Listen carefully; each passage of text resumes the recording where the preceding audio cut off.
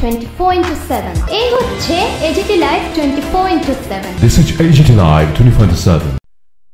জ্বালানি তেলে ক্রাইসিস বা সংকট অব্যাহত আমবাসায় জানা গেছে ইতিমধ্যেই রেলের রাস্তা ঠিক হয়েছে তেলের ওয়াগন ধর্মনগর ডিপোতে পৌঁছে গেছে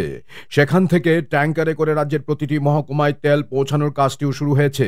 তারপরও পেট্রোল ডিজেলের ক্ষেত্রে রেশনিং প্রথা বলবৎ রয়েছে আমবাসার পেট্রোল পাম্পটিতে 12 মে সকাল থেকে দীর্ঘ লাইন তেলের জন্য পাম্প কর্তৃপক্ষ রেশনিং প্রথায় মোটর বাইকের ক্ষেত্রে 200 টাকা অটোর ক্ষেত্রে 300 টাকা ছোট গাড়ির ক্ষেত্রে 500 টাকা পেট্রোল বরাদ্দ করছে যা নাকি মহকুমা খাদ্য দপ্তরের নির্দেশে হচ্ছে অন্যদিকে ডিজেলের ক্ষেত্রে প্রতি গাড়িতে দেওয়া হচ্ছে 2000 টাকা এই অবস্থা থেকে মুক্ত হতে আরো কয়েকটা দিন লেগে যেতে পারে বলেই জানান পাম্পের manager Sanjay Das bureau report AGT Live 24/7 আমাদের এখানে কালকে 6000 লিটার পেট্রোল ছিল 4000 আইছে আর আজকে আবার আরো 4000 আইছে মোটামুটি এখন ওই রেশনিং সিস্টেমে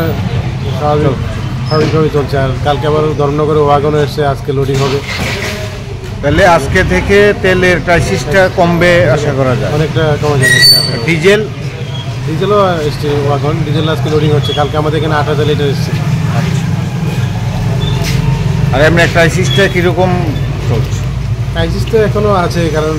সবাই সব পারবে তো এখনও পুরোপুরি পাই নাই রেশনিং ব্যবস্থা চলছে লম্বা লাইন চলছে কিন্তু আছে